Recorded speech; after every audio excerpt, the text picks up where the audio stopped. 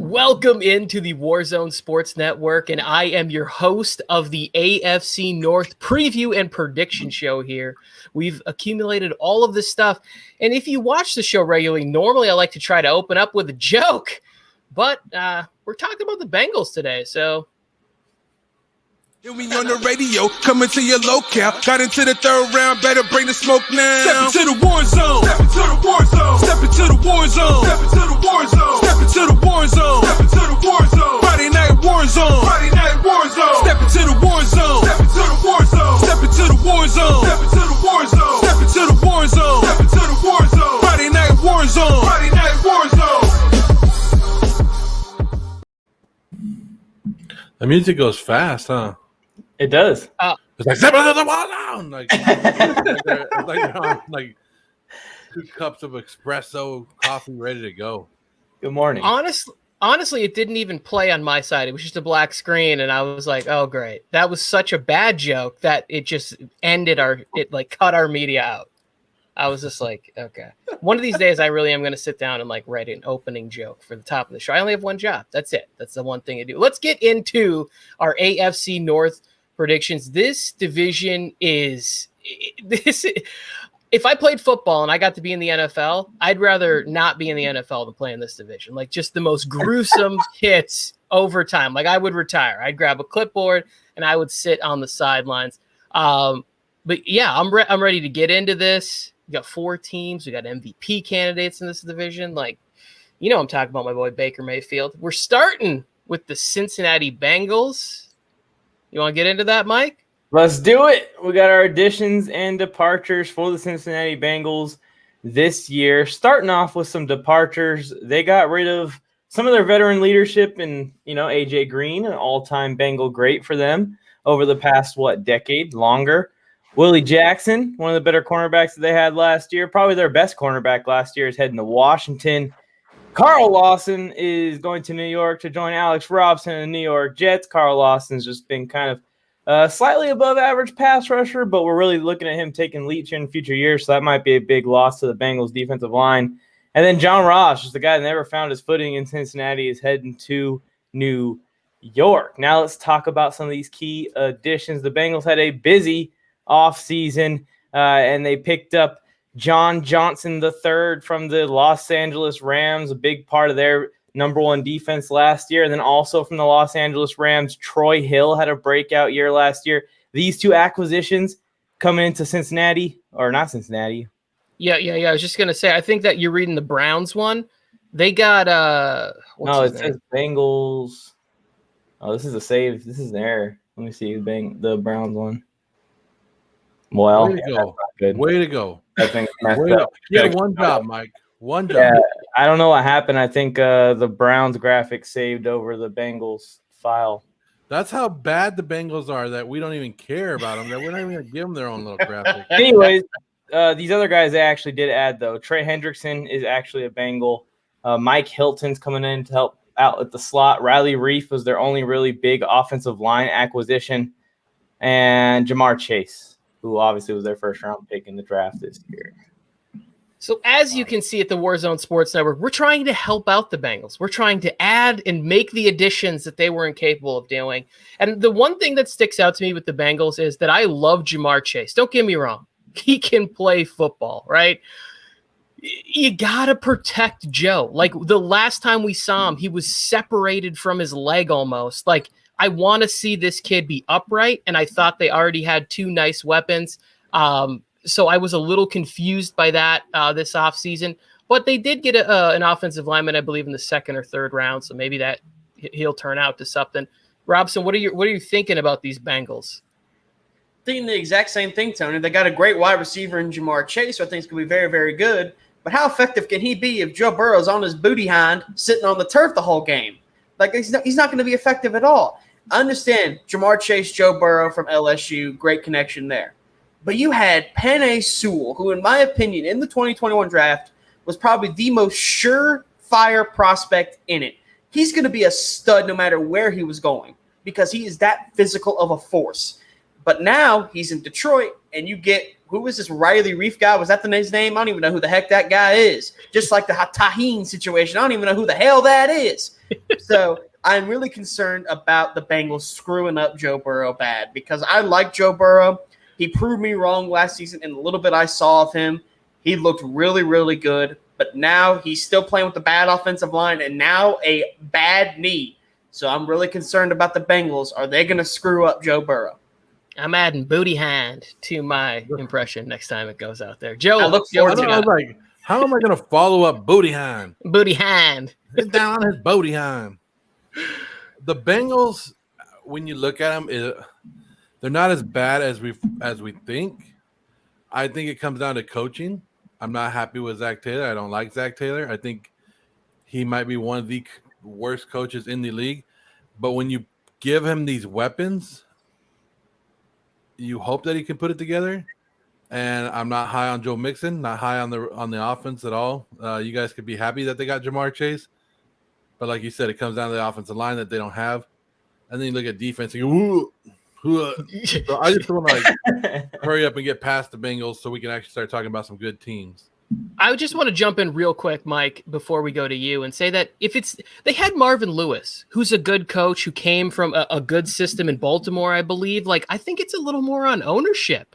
Like, if you look at some of the things where you look at their facilities and just how it's run from the top, you got to have good ownership. Like, you get a guy like Bob Kraft, he's like, whatever you need. Like, Bill was like, hey, I'm really thirsty this summer and I need to go out and I need to get me, some trophy wives. And he just spent money all over the NFL. Like the Bengals, I don't know if it's coaching. I think that it starts at the top. The ownership, not good. That's all I got to say. Yeah, I mean, that's true. They've had problems with that over the last forever, ever since they were losing in the playoffs every year. And I think the Bengals are going to have another rough year this year. When you look at the team, the wide receiver core is going to be magnificent. We'll see if Joe Burrow is going to be good or not good. We'll see how he heals from the knee injury. I'm expecting a normal sophomore season like we see from quarterbacks, where probably similar to the rookie year, which was great up until the injury, but it was not going to be the savior of the Cincinnati Bengals last year. The defense is still horrible. They'd be a lot better if they picked up those acquisitions that I accidentally put on this graphic. Instead of letting the Browns snag them up. I showed the Bengals their dream offseason right there. I don't see at any level the Bengals finishing in the top 20 on their defense. I don't think they have a top 20 defensive line. I don't think they have a top 20 secondary, and I don't think they have a top 20 linebacking core. Defense is going to be awful. Offense is going to be okay. And we haven't even talked about Joe Mixon too much because we don't know what's going to go on with the offensive line. So overall, I'm low on the Bengals this season. I like teams like the Jaguars and even the Jets to take some strides. I don't know how many strides the Bengals are going to take other than Joe Burrow just being good. Unless Juju is going to dance on their field every game, they're not going to win. They're not going to win anything. I don't even know. It's the only time they get pumped up, right? That's the only time we ever saw the Bengals ready to go. I think the Bengals are going to be able to put some points on the board this year. And one thing that I like to see from all young quarterbacks is how quickly can they get to the point where they're not being fooled anymore. And that comes a little bit in the coaching. Like, are you setting them up for, plays that are designed where they can recognize where they need to switch their protections to? And if it's too complicated, you can't just let these athletes be freak athletes. When you have T. Higgins and Tyler Boyd and Jamar Chase, you should have no trouble putting points on the board. And Joe Mixon, if he can stay upright, is a beast in the backfield. We've just never seen it. Like, he should have been a first-round pick, but he had some trouble, at college or whatever. We won't get into that because it doesn't pertain to the football field. But, like, he should have been a first-round pick. He's first-round talent. He's just never stayed healthy. And so it would help if they had an offensive line. Who we got in the highlighted? Oh, go ahead, Mike. I was about to say, speaking of offensive line, we're going to pull up the highlighted players here. Tony, I'll let you go first. T. Higgins was your choice? Yes, I love T. Higgins. I think partially because he was so good to me in fantasy last year, but also just like watching him play and his ability, and he was one of the reasons why I didn't love the Jamar Chase pick so much. I want to see if he can even further what he did last year and his ability to be a consistent playmaker in that offense and really gel with Burrow, because he did a lot with Driscoll. Like, I forget who came in at quarterback after Burrow. Like, I think there was 2 or 3 guys. Driscoll, and it was someone else. I think it was Allen. Yeah. So like, if he was able to put up numbers and put up yards, just imagine what he could do with Burrow getting consistent reps, time, being able to stand upright. And I just think he's just a tremendous player. So, yeah, I'm going to be watching T. Higgins a lot this year. Yeah, T. Higgins is going to be a fun one to watch throughout the year, especially when you look at the weapons that he has now to take pressure off of him.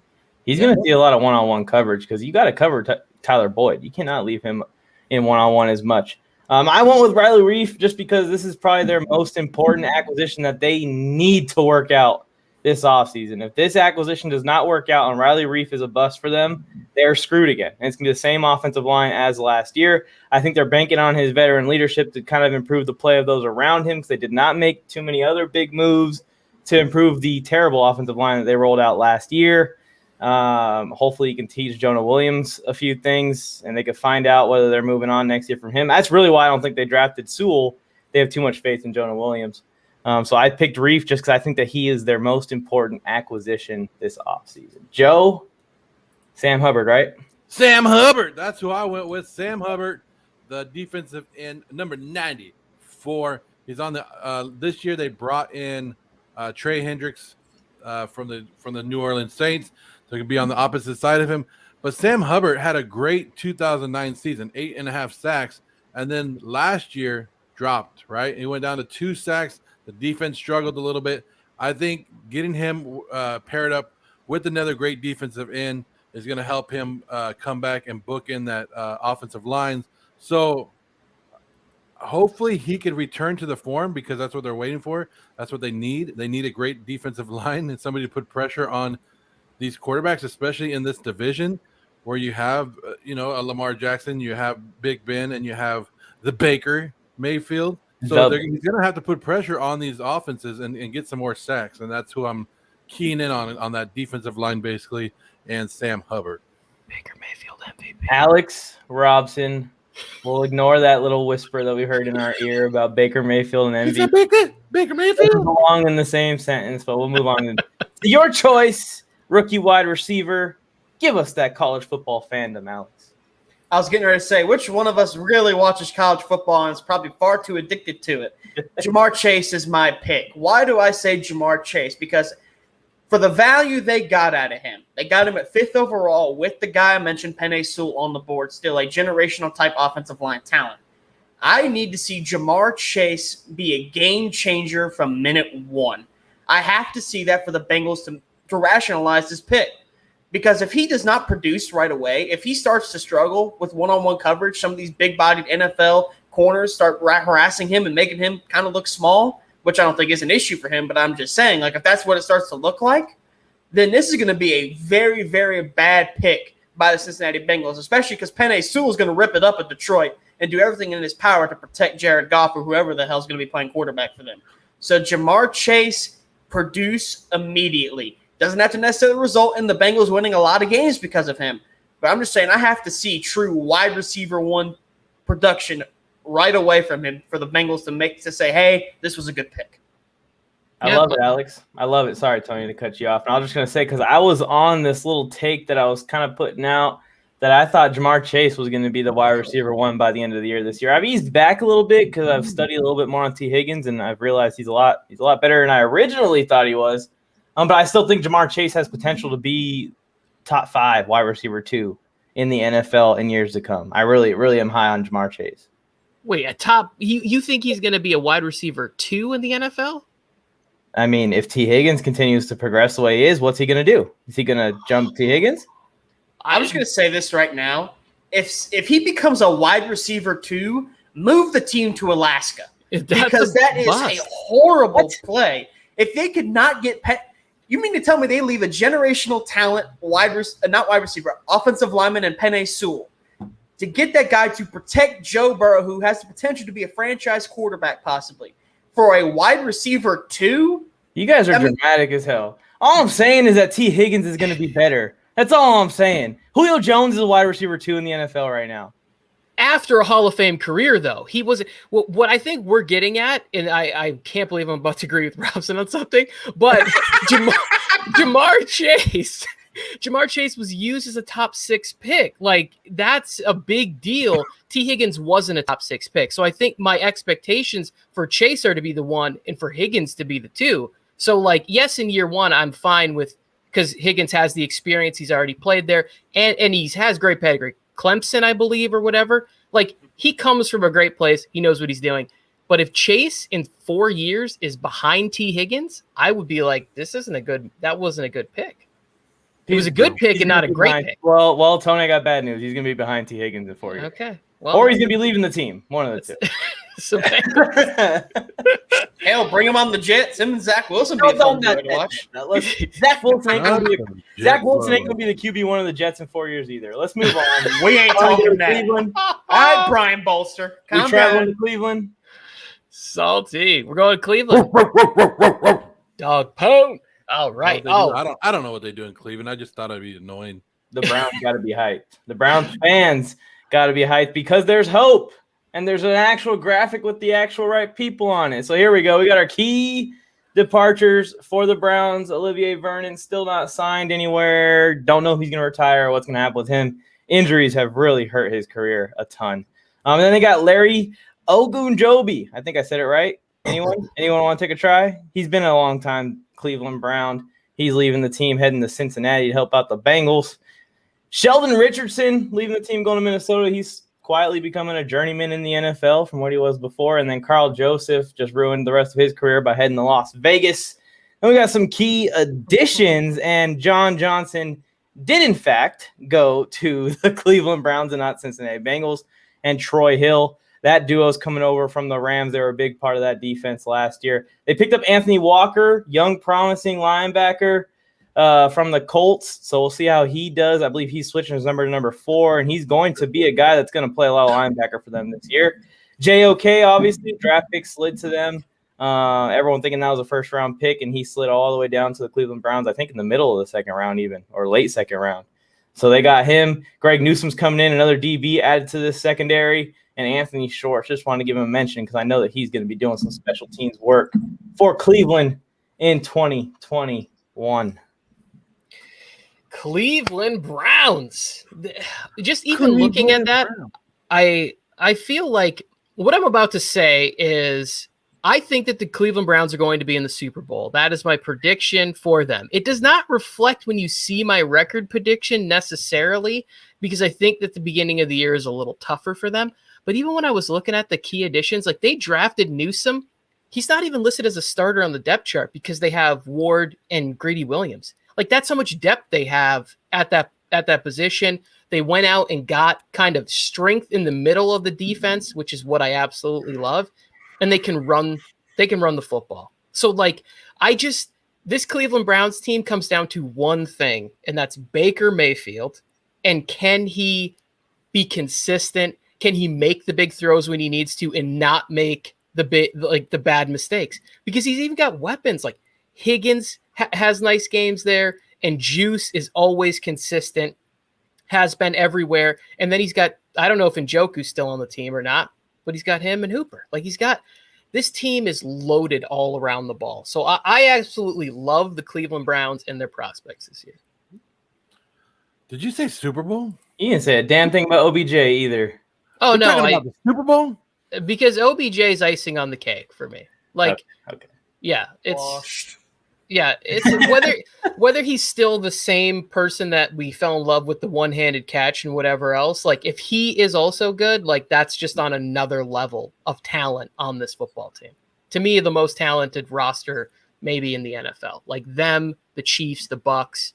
Like they're in that stratosphere for me as far as talent goes. But they're not number 1 on that list. But in my predictions, you're going to be like, wait, what? You just talked all this great stuff about the Browns. What happened? Same Old Sports Podcast is a Browns fan, so he liked what you just said, Tony. He liked what you said. I'm sure he did. He's happy about it. Boda, I don't know. Is Boda? No, Boda's a Patriot fan, right? But he's liking some of the Browns' moves as well in there. But he's saying the trade greedy, like you said, they have enough cornerbacks. I don't know, Tony. I do like this team, and we're not going to show my record right now. I'm kind of high on them. I'm not Super Bowl high on them. I believe playoff team is good enough. We could say that. I don't know. You're higher on Baker Mayfield than I am. I think he's an average good quarterback that can get him to the playoffs, but nothing more than that. I think that's where he'll struggle. But I love the running game. and that's what they're built upon is that running game with Nick Chubb and Kareem Hunt. With Odell coming back, okay, that's cool. He could do it his thing. But I think Jarvis Landry is the best wide receiver on this team. The offensive line is what builds this team. If they lose anybody there, that's what's going to hurt. But right now, that's their strength. That offensive line is their strength, and they're going to continue to do that. The defense is there, but that defense is beatable. I want to see what John Johnson does for the Browns because I've always liked the way that he played in Los Angeles for the Rams. So that's a big addition there. Everything else is okay. As long as you can keep Myles Garrett from hitting people with helmets, we'll be all right. Smash him. Rousen, what do you got? Go ahead, Alex. I just want to say that Tony's Super Bowl is a bit rough for me, man, because there are a pair of teams in there that I think the Cleveland Browns are not better than, and that's obviously the Kansas City Chiefs. I think the Kansas City Chiefs are the best team in the NFL, and I think they're going to probably run the table and win the Super Bowl. Not going undefeated. Don't get me wrong when I say run the table. I just mean they're going to win. And I'm not sure they're better than Buffalo. I'm really not sure. I trust Josh Allen a lot more than I do Baker Mayfield, and that's not a knock on Baker Mayfield. I am definitely a Baker fan believer. I think he is a talented guy, but I think he's one of those guys that when you put the game on his shoulders, it's kind of hit or miss. That running game really has to be going. Now, he has his moments, I will say. He has his moments where he just takes over. Money Mayfield. But then he has moments where it's just like, Baker, what in the hell are you doing out there? So I really have to see more consistent play out of Baker Mayfield for me to say Cleveland is a true Super Bowl team. But honestly, they're not as far as some people say they are. I think they have potential to be a championship team. But like you said, Tony, it's all on Baker. Can he handle the pressure sometimes that's going to be put on him? Because that run game is not always going to be there. All right, you guys ready for some spice that's so nice that it's going to make all your jaws hit the floor? Here's my thing about Baker Mayfield. And I was a Baker supporter until everyone started overrating Baker. So now I'm on like a level-headed Baker thing. If the Browns do not at least see the AFC Championship this year with this roster, Baker Mayfield should be out next offseason. There's going to be veteran quarterbacks flying around the league. You're going to see Aaron Rodgers on the move. You may see a Russell Wilson rumor spark back up. You're going to see Deshaun Watson on the move. You're going to see guys getting drafted. This team is too good to waste around and figure it out with the quarterback. Where's the hole? Other than quarterback, there's not a hole in this roster anymore. No. I actually 100% agree with that, honestly. I really do. I agree everything except for he's gone, he's out of there, whatever. Because if you're talking about bringing in those big contracts, do they still get to keep the loaded roster they have? Because that's part of the reason that I'm picking the Browns right now is one, because of the defense, and one, that Baker isn't sucking up a bunch of the salary cap. We've already seen formula be successful. The Browns have a top 7 salary cap situation currently as constructed. Baker has this team by the balls, Mike. Well, There's no way they replace him. Even if he has a okay season, there's no way they replace him next year because of how bad the history has been at quarterback for the Cleveland Browns. And now you finally bring somebody in that's legitimate plainly good, and you're going to be like, we're going to take a risk on either a new guy or a veteran, and it won't go over well if Cleveland gets rid of Baker Mayfield. He has him by the balls. He's getting his extension over in Cleveland. So you mean to tell me will and should are two different things, obviously. I think that they should look into upgrading at quarterback if they don't at least see the AFC Championship game this year. Yeah. Robson? And I just want to say, Joe, would you really think that the Browns fans would give a damn if Baker Mayfield was gone and they got Russell Wilson or Aaron Rodgers, two guys that are surefire Hall of Famers, in my opinion? You really think they're going to give a damn if they get Russell Wilson or Aaron Rodgers and actually win a Super Bowl? If Russell Wilson and Aaron Rodgers are available, then there's a reason they're available, right? There's a reason they're available. I disagree. Now you're going to add their name to that. Have you seen the Browns jersey with all the names of the quarterbacks? Yeah, those two would win a Super Bowl. They won't do it. If Russell Wilson is there, if Russell Wilson was a Cleveland Brown this year, they would be my Super Bowl pick right away. Absolutely. Not a joke. You guys don't know me because I don't rank Russell Wilson high. So What do you mean you don't rank him high? Where do you rank him? No, at? we're talking about the Cleveland Browns. We'll talk about You don't rank him in the top Wilson five? when we get to the NFC West. Okay. But I'm not a big Russell Wilson fan. No. But even in Russell's situation, part of that Super Bowl run that he had was because the defense that he had, and he was on. Since he's gotten paid, they haven't been nearly as effective. So, like, that was the only point that I was making before. But the idea that you are going to take away somebody who's beloved there, the guy who's like shotgunning beers at Cleveland Indian games, and like he's loved. And so I think that the only way they're going to be able to move on from him is that they really have locked in with somebody that they see as like Deshaun Watson level. Like, doesn't he live in the stadium? I see all these commercials that he lives in the stadium. he is a progressive. He is a progressive star. He definitely is that. Trying to put the covers Those on the commercials seat are when it's hilarious. Russell Wilson's Deshaun Watson level. Let's move on to the highlight. Oh, no, player. I agree with you. I Yeah, just didn't want to travel down that road with Joe Morley. I'm not going to defend Russell Wilson. Yeah, because you won't win, Tony. I will easily win. But let's continue Let's on. get the highlight players, please. Yes, here we go. John Johnson, Tony. And again, the reason that I have them in the Super Bowl is because of moves like this. When you can shore up the problems that you had, like one of the things when I would watch them, they were getting beat down the middle of the field a lot. Like I wasn't even really sure they were missing tackles in the middle of the field. Like that was the one spot where I was like, oh, linebacker and safety. And even the other guy they brought over, Hill, right? Like you have these two guys that can sort of anchor it there. You have 2 or 3 really good corners on the outside. And then you're talking about adding a pass rusher opposite of Myles Garrett. This team is going to be able to run the football and play defense. And I think that John Johnson is going to be the anchor that they've been missing. And the reason I highlighted John Johnson is because if you pull him out of the Rams defense, is he still that same player when he's not sharing a field with Jalen Ramsey and Aaron Donald and everything else? Like, I know that this defense is loaded, but he came from a loaded defense. Will they be on an equivalent level? Will his effect be the same when he heads to Cleveland? Yeah, I'm excited to see him and Grant Delpit pair up. I think Delpit has some promise to be a good starter opposite of him. I chose OBJ simply put because OBJ is one of my favorite players of all time. And I feel like this is his last year to really show that he still can do something out in that field. I don't know how long the Browns keep doing this over and over again with him. If the same results, whether it's injury or just disappointing seasons, happen year in, year out. I really feel like this is Odell's last chance to solidify his spot for a couple more years to come with Cleveland. Austin Hooper, Joe, a tight end. Yeah, Austin Hooper, the guy they brought in to be the man last year, and he absolutely disappeared in this offense. He was the number 1 tight end, 2 years ago with Atlanta. They brought him in, paid him big money for a week. He was the top paid tight end in the league until all the other guys got their money. He took over for Njoku, the guy that Tony mentioned earlier. They have Harrison Bryant. So they have 2 tight ends behind him that are probably better than him, but they already paid this guy the money, so he's going to be there. You got to get him involved so the other wide receivers can open up. He only had 35 yards last year, 46 catches.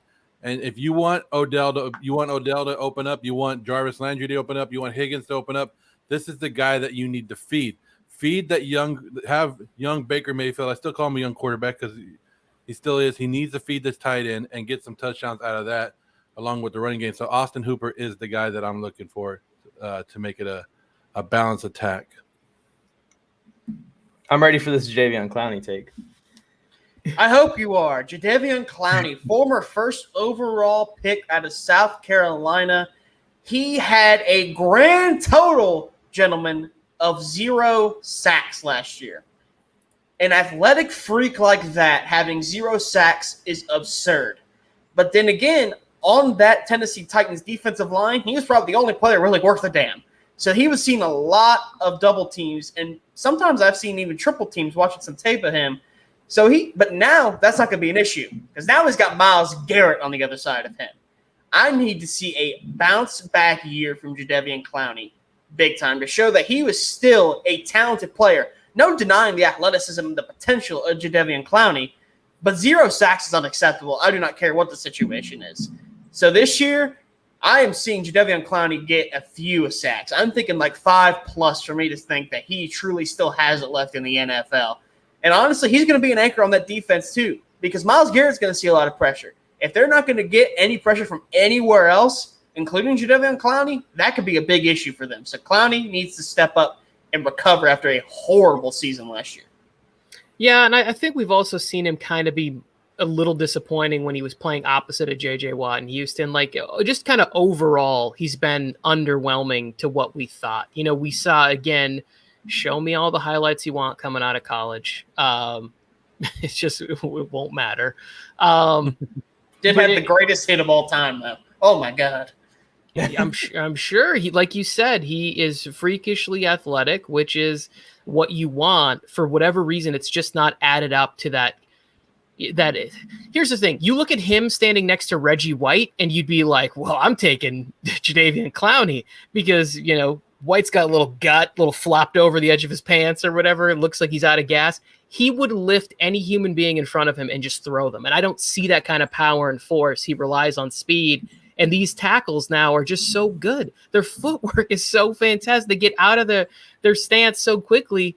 It's not as effective when you get into the third and fourth quarter when it's money time for a defensive end to start cashing checks.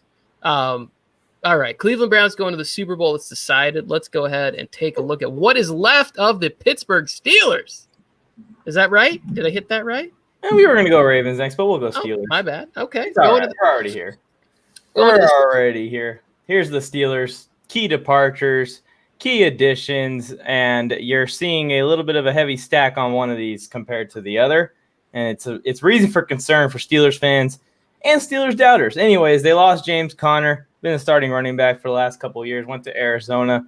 That's not too big a loss, but Vance McDonald, he's your blocking / power style tight end when you need him. I think he's a lot more key to their running game than anyone realizes it. He retired. Villanueva, one of their starting tackles for a long period of time, is heading to the division rival Baltimore Ravens to replace Orlando Brown. Matt Filer is heading to the best team in the NFL, the Los Angeles Chargers, that help fix that offensive line and protect Justin Herbert for years to come. Another starter, a guard that used to be a starter for the Steelers. Pouncey retired, longtime star for them also. He was their center. Bud Dupree left for Tennessee, who was their opposite pass rusher to TJ Watt. Avery Williamson is still leaving the team. No landing spot for him yet. Stevie Nelson, slot cornerback / outside cornerback, he's leaving the team. And Mike Hilton is also leaving the team, another corner. This team lost a lot of talent this offseason. And what did they bring in? Najee Harris. He's going to be their running back going forward to replace James Conner. I'll call that an upgrade. But from there, where did they replace the rest of this? BJ Finney has been kind of passed around the league ever since he originally left the Steelers. He's been on 3 teams since then. Haig, he's a guy on the Buccaneers offensive line last year, so he can help out a little bit.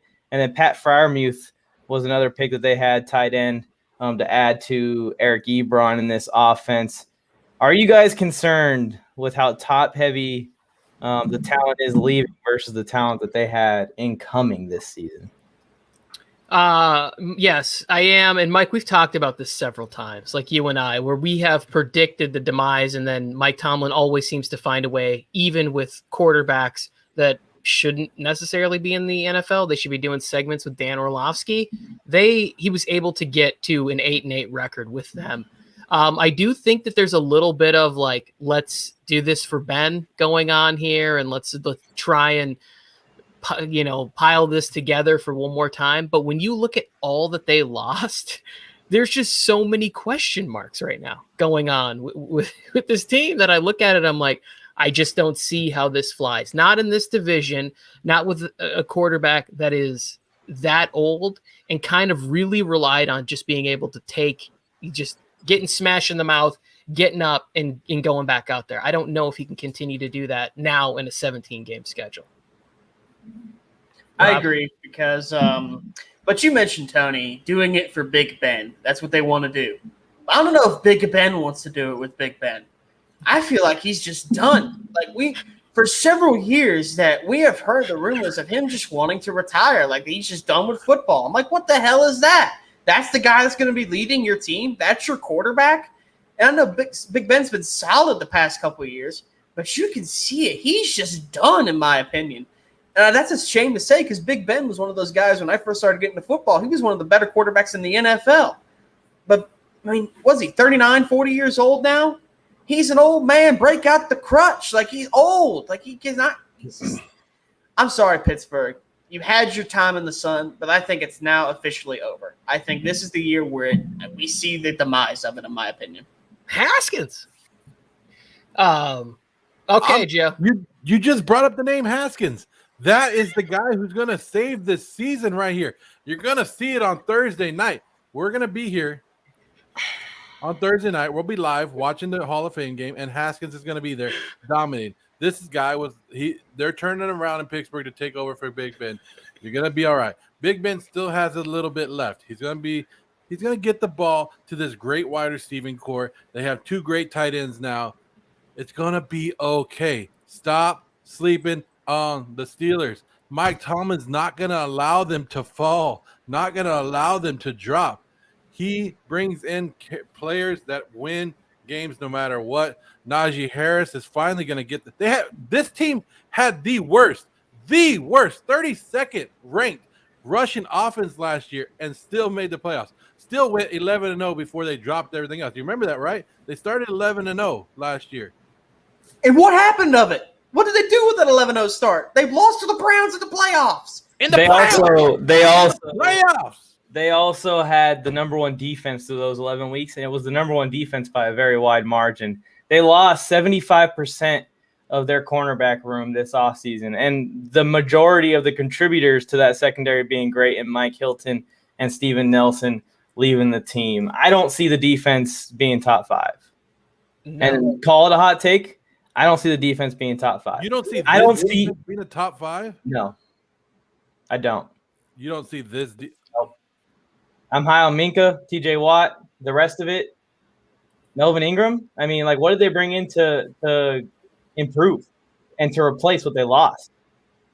Who's replacing Bud Dupree opposite of TJ Watt? Did Ingram even make the graphic on the key additions? Didn't even make the graphic. Wow. And Joe, that you even mentioned the name Dwayne Haskins makes me sick to my stomach. Come on now. What in the blue hell did you see when he was in Washington to say he's going to do anything in Pittsburgh? What did you see? Do you know how bad that Washington organization was? There's a reason Jay Gruden got fired because all they did was party it up with their cheerleaders and all that other stuff. They never gave him the right opportunity. Like you said, he was treated worse than Sam Darnold in New York. This guy is finally going to get his chance. He finally has people that believe in him. Dwayne Haskins has no pressure on him. And, hey, if you don't believe me, show up on Thursday. Watch the Hall of Fame game. He's going to get a lot of playing time. Yeah, you're talking about a preseason game? Yeah. Preseason. Opportunity inside the game is what killed Dwayne Haskins' chances. It wasn't Dwayne Haskins off-the-field activities that killed him at all. No, I agree. I agree with that. You got to take it serious. Let's get to these highlighted players for the Pittsburgh Steelers. And mine is just simply the offensive line, right? It is all the way across the board. We saw them struggle in the run game. I think that was partially due to who they were working with.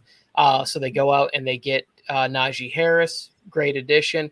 They've had to rebuild this offensive line. If that line can keep Ben upright and create just even a decent amount of running lanes for Harris, I think the Steelers can be good. But I have my doubts that it'll be able to be that strong and consistent, just being, like I said, almost completely rebuilt in one season. So I'm watching the offensive line and kind of gauging the success off of that.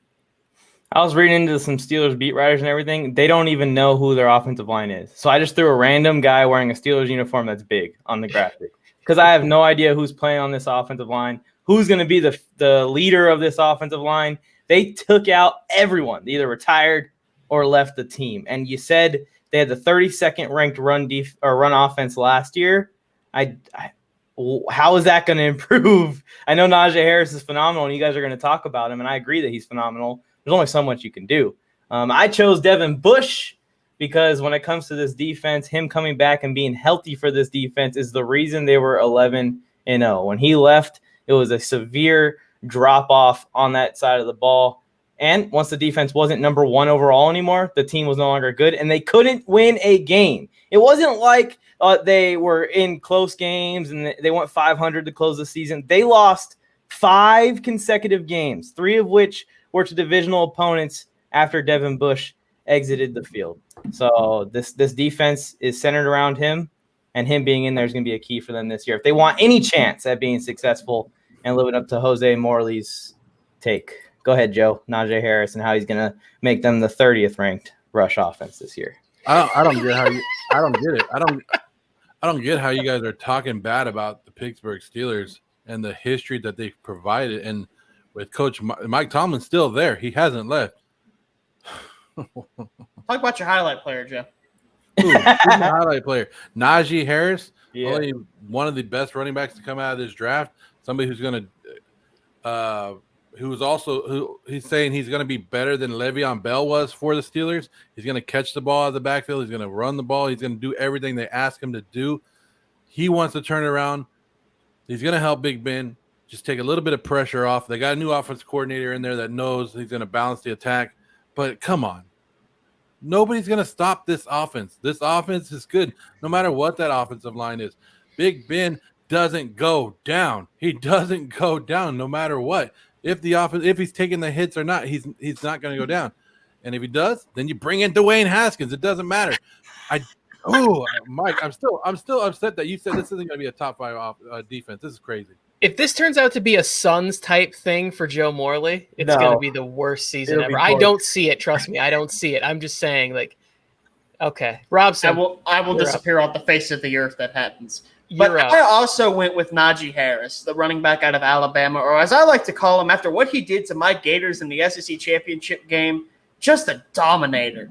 That is what Najee Harris is. He's a bruiser. The first guy that pops into my mind when I watch how he runs and the physicality he runs, it's not Le'Veon Bell, because Le'Veon Bell in his prime was probably the most shifty running back in the NFL.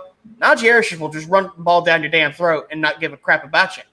He reminds me a lot of Marshawn Lynch, with just the power and ferocity that he runs that football, and add in the potential of him being a very talented pass catcher as well. Najee Harris could be an elite-style running back, but that offensive line is a big question. So can he still produce with a rough-looking offensive line? We shall see. But Najee Harris, I'm really looking forward to watching him in the NFL. Rough as in bottom 3 or bottom 5 in the league. Offensive line is bad. Alex, I want to pitch you a quick nickname. Alligator Dundee. That's what you should have called him. Like, he's just skinning alligators. I was going to go with crocodile, but it would have made sense because we get it. I would have done that if Florida was not in that game for a little bit. They were in that game till the very end. I mean, they were the only team to keep it within single digits against Alabama that last season. So there it is. That's my boy, Kyle Trask, one of the best quarterbacks of all time. Kyle Pitts, baby. Kyle Pitts. I understand. Before we move on, I now understand why you have so much hate for the Steelers, Mike. Because they took over LA when they played the Chargers, and you still haven't got over it. Let's go on to Baltimore. I wasn't even here, Joe. Let's go with the Baltimore Ravens. Finished the season last year 11-5. Mike, hit him with the the departures additions. Let's talk about the Ravens. The Ravens had a very busy offseason, both exiting and acquiring. For key departures, they're losing Mark Ingram, big trust, big part of this offense over the last couple of years. Willie Snead just ruined his career. Orlando Brown's going to the Chiefs, so he's probably going to win a Super Bowl. Ngakwe also ruined his career. And then Matt Judon heading to New England to help out that very good actual top 5 defense. Then we got the key additions for the Ravens. Sammy Watkins coming in to be a weapon for them. Zeitler is going to help out the offensive line. Rashad Bateman is another weapon that they added in the draft. And then they added Owe at the end of the first round with that Orlando Brown pick that they got in that trade. Overall, what are you guys thinking about the Ravens? Improved? Got worse? I feel like it was very lateral offseason for them, and they were a good team. One move made this an amazing offseason for them. Drafting Rashad Bateman. He is probably one of my top receivers in their past draft because he is just an incredible talent. Like, he can do everything. Like, there's not really a factor in his game that I see like a major weakness in. I see some things that he could work on, of course, and that's how it is with every NFL player. But Rashad Bateman, for me, was that guy that the Ravens need, a true wide receiver one talent. Getting him, pairing him with Lamar Jackson, who hasn't had a wide receiver one, really, in my opinion. You can argue Hollywood Brown, but I think he's a wide receiver two, maybe even a wide receiver three. I would still like to see them move him more towards the slot and see how he can do there with his ability to move around. Rashad Bateman, that is a home run pick, in my opinion, in the draft. Baltimore, that could be the move, in my opinion, that could move this team into an upper stratosphere. Ooh. Joe, you look like you want to jump in there. Look, Lamar Jackson, it don't matter. You could bring in the top 5 wide receivers and put them on this team. The top 5 wide receivers in the NFL, put them on this team, and guess what? They still won't get him the damn ball. Lamar Jackson run-first offense is what's killing this team.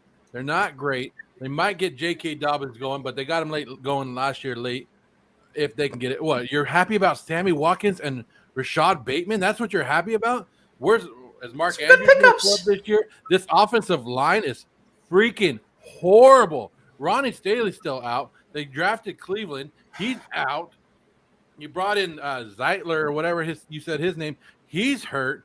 They traded their best offensive lineman to Kansas City, the team that's going to beat them down next year. And they bring in the rival from Pittsburgh and Villanueva to start at right tackle. This offensive line downgraded. They went downwards. And now with a running quarterback that's already being figured out by the NFL with this offense. Okay, I got to jump in here for a second because Lamar Jackson is one of the most dynamite players that I have ever watched play football. And the idea that he can't pass, you can't pass when you don't have good receivers to throw the ball to. They also got Tylan Wallace, who wasn't on the graphic. I think they got him in like the third round or whatever. So that's another good receiver that can help stretch the field. I think that this opens things up for Mark Andrews, who that's his favorite target. And if that's fine. You can make a living throwing the ball to a tight end. He can be your number one receiver. But it can't be if the other team knows that they're only throwing the ball to that one guy on every single play. You have to be able to strategize. Rashad Bateman is that kind of guy that can take a little bit of distraction away from him. And I think Lamar is going to throw the ball better this year. I like the Gus Bus and J.K. Dobbins in the backfield.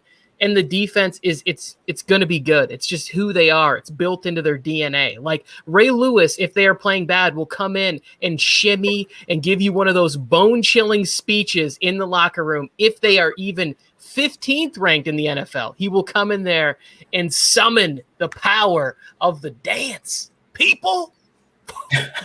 I agree, Joe. I agree. The offensive line took a little bit of a step back losing Orlando Brown. You didn't really say Orlando Brown. That was kind of the reason they would have taken a step back. You cited injuries. I don't think all those guys tore the ACL, so they'll be there for the season at some point. But anyways, the offensive line still is solid, upper half of the league. We'll say top 15 at least. The fact that you were complimenting the Steelers and saying that they're going to be okay with their offensive line and then come on here and say that the Ravens' offensive line is going to cost them their season. I don't really understand that. I completely disagree with you on Lamar Jackson. I know you're low on him. He's my MVP pick this year. I think that they're going to have a much better balance of pass and run this year. No, the weapons aren't these phenomenal weapons, and Tony hyped them up a little bit, but they're serviceable, and they're guys that are good. Marquise Brown, Sammy Watkins, Rashad Bateman. They are guys that are going to be good in that short to intermediate range where Lamar thrives. Lamar's going to have 35 passing touchdowns this year. Lamar's going to have 7 to 10 rushing touchdowns, 1,000 yards rushing. He's going to go off this year and win his second MVP. I don't think they're a more complete team than the Cleveland Browns, but I think that they are definitely going to have a great year again here in Baltimore and be a playoff team, a high-end wild card team. Best wild card team probably. No, I agree. Let's get to these highlighted players. Sure. As you can see, Rashad Bateman gave him some love, and that is just the one thing. Because I have been part of the joking about how Lamar Jackson is the best running back in football, but it is only because he had to be. I mean, you can't tell me that Willie Snead was the guy or whoever, like Brashard Perryman or whatever they had. They didn't. They needed to go out and solve those issues, and I think that they got guys, like Mike said, that are adequate. And we don't know if Bateman could be an upper echelon wide receiver. We will get to see that happen. So I like the fact that they even are just investing in it. Like you have to at least give the guy a shot to succeed at quarterback. I'm with it. I chose Patrick Queen because the one concern I do have with the Ravens is going to be their run defense and their pass rush. And then the secondary obviously is going to be great. They're still star-studded with Jimmy Smith and Marcus Peters and all the Marlon Humphrey, all those guys. They got an elite secondary. But the middle of the field is going to be where the question mark is. Can Patrick Queen drop back into coverage and be just as good at stopping the run for them? Because they did take a hit to that defensive line, losing a couple of defensive linemen this year. So I think Patrick Queen taking the step into that elite linebacker conversation, maybe not solidified, but definitely take a step this year is big for their defense. And probably the difference between this team competing in the AFC or just being a wild card team to me. Joe, you chose the same. I took Queen as well because I'm not sold on that defense. I don't think this is the same Baltimore defense that we're going to see this year that we're used to seeing. And Patrick Queen has to be that guy that runs side to side and makes these big plays. And hopefully he could do that. He has to be the starter, the adrenaline pump guy that makes the big plays so the rest of the defense can jump on it. I think, I should have went with Justin Houston because that's probably the only thing that's going to save them and probably jump up their defense just a little bit. And he signed a little bit late. I should have went with him, but I'm going to go with Queen to hopefully be that lightning bolt in its defense.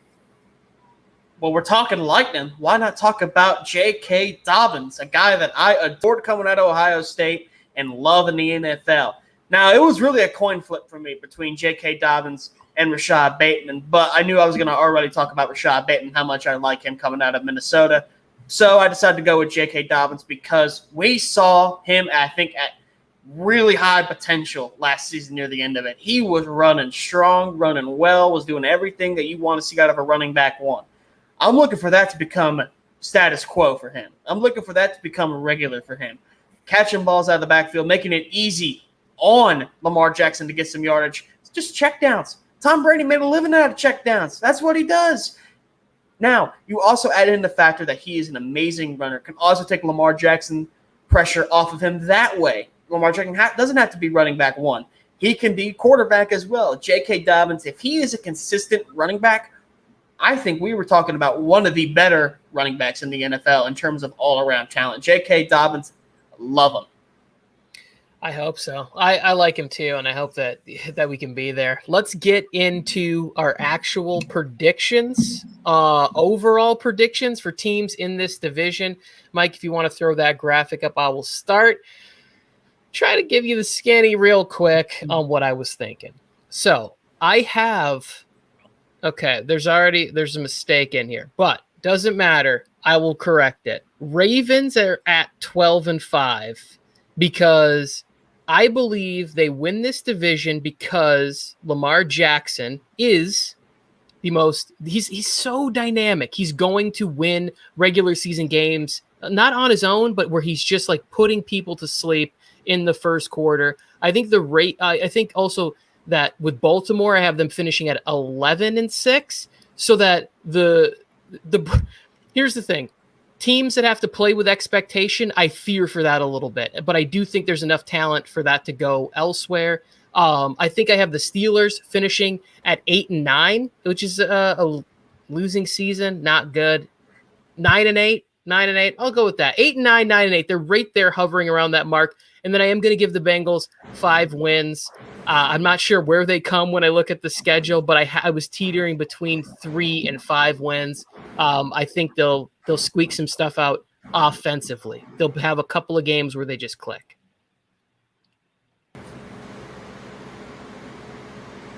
Who's going next? I guess I'll go next. Mike, it's muted.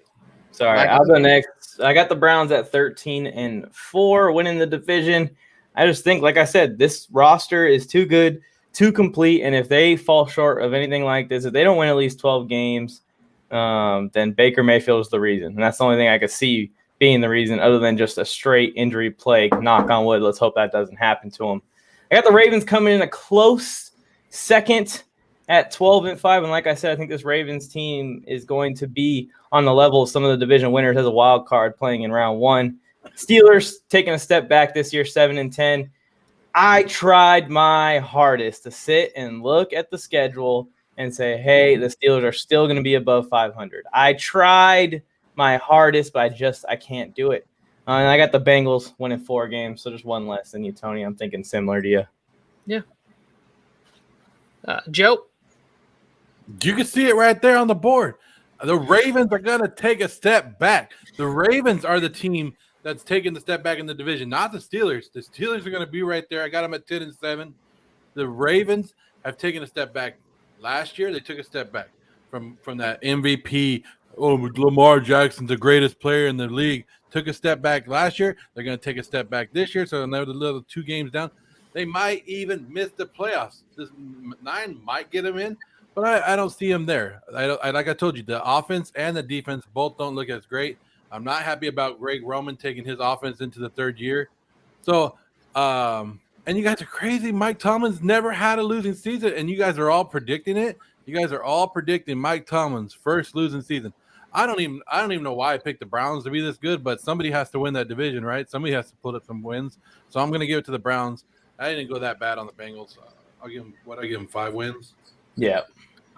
Yeah, we all seem to be in that neighborhood. Alex, where are you at?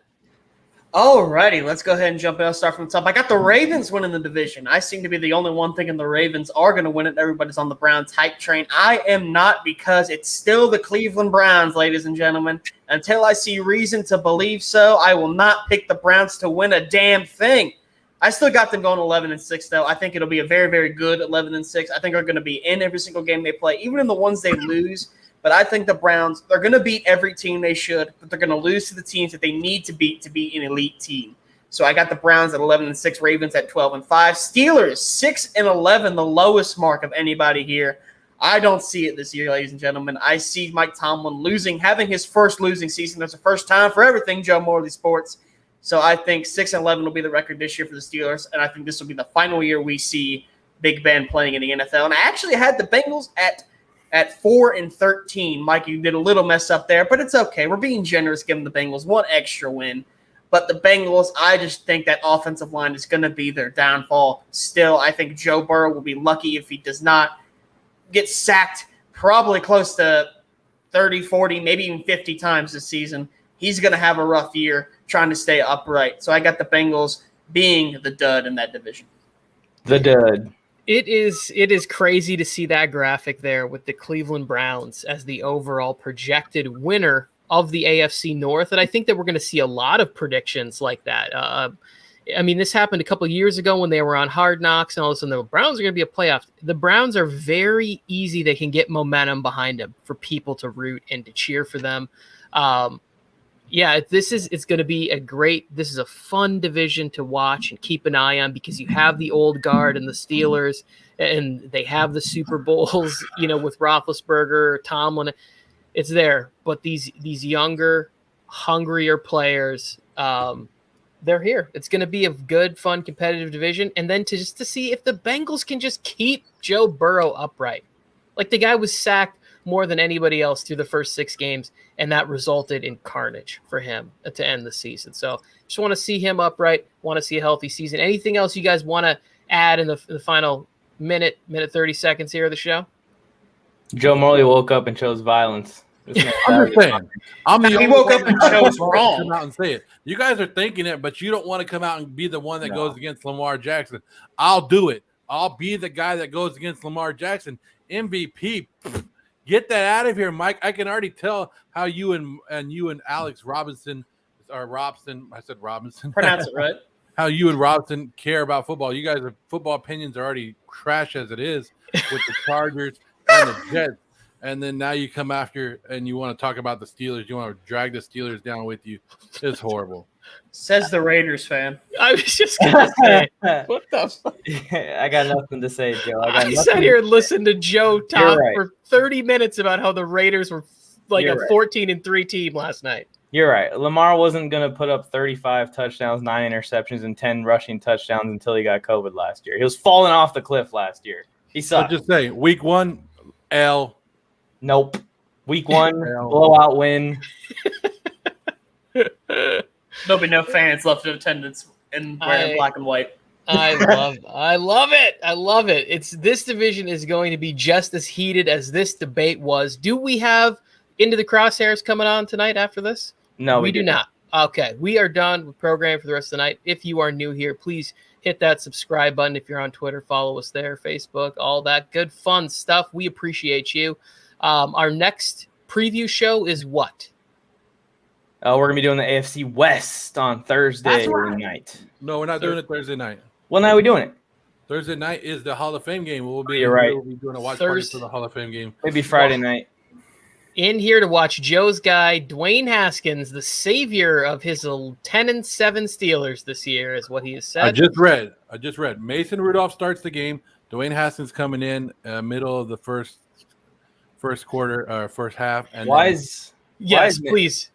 please address that, Mike. Why is Mason Rudolph starting the game? I don't know, Alex. Why is he? Usually they put in the guy that they don't want to get hurt first, and then they take him out, and they put in the guy they don't care about next.